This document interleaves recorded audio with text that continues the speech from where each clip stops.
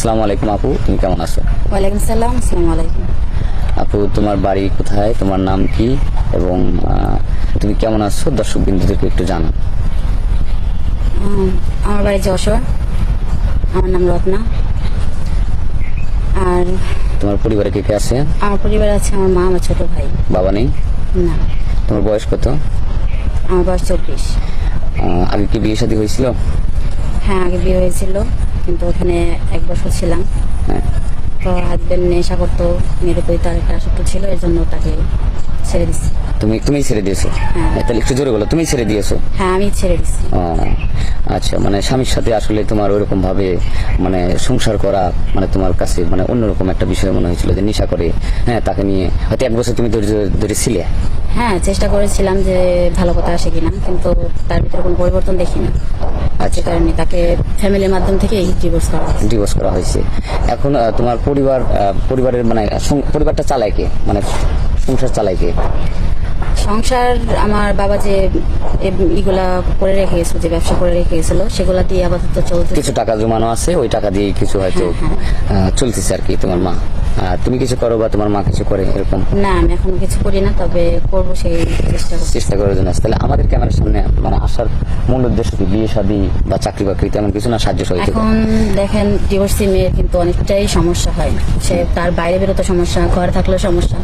মনে করেন যে এলাকা প্রতিবেশী সবার কাছে মানে কোনো কথার উত্তর দিতে পারি না।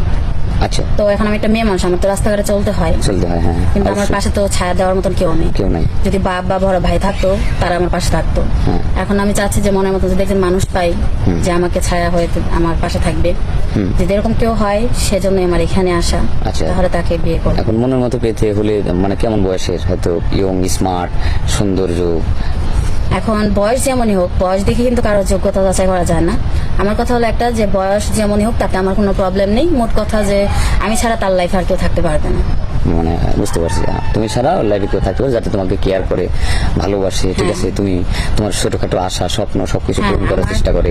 আমার তার বাড়ি ঘর, টাকা পয়সা এসবের প্রতি কোনো লোভ লালসা নাই, শুধু স্বামীর ভালোবাসা। সে আমাকে সম্মান করবে।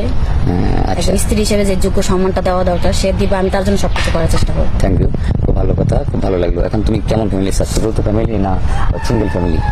শুধু স্বামী নিয়ে ছবি দেখতে যাচ্ছ? যৌথ ফ্যামিলি অনেক ভালো, কারণ সেখানে ঝগড়া ঝামেলা, তার মধ্যে খুনসুটি সবকিছু কিন্তু থাকবে, কিন্তু একা এক তো জীবনটা কিন্তু বড়ই কষ্টে। যে স্বামী থাকবে, তার বাবা মা থাকবে না, তার বাবা মাকে আমার নিজের বাবা মাকে মতো দেখবে, মানে সুন্দর একটা পরিবেশ, সুন্দর একটা জীবন তুমি চাচ্ছ আর কি। তো ঠিক আছে, সমস্যা নাই। এখন হচ্ছে তোমার ভিডিওটা পাবলিক করা হচ্ছে, দেশ বিদেশে আমাদের অনেক দর্শক বিন্দু আছে যেটা আমাদের এই চ্যানেলটাকে অনেকেই দেখে। তো তোমার ভিডিও পাবলিক করার পর তোমাকে চাবে, তখন তোমাকে কিভাবে পাবে? তোমার কোনো পার্সোনাল ফোন আছে? এখন দেখেন, আমার তো কোনো পার্সোনাল ফোন নেই, কারণ যদি আমার ফোন আমি আগে চালাইতাম, যদি বলে যে না এখনকার যুগে কেউ মেয়ে ফোন না চালায় নাকি, আমি চালাইছি। কিন্তু যেদিন থেকে আমার হাজবেন্ডের সাথে আমার অশান্তি হয়েছে, তো আমি চাইছি যে আমি আর কোনো ফোন ইউজ করবো না। যদি কেউ আমাকে ভালোবাসে, কেউ যদি আমাকে বিয়ে করে, তারপর থেকে আমি ফোন ইউজ করবো। আচ্ছা, ফোন ইউজ করবে, মনে করো ভালোবাসলো, তাহলে তুমি ফোন ইউজ করতে পারবে। একটা ফোন কেন?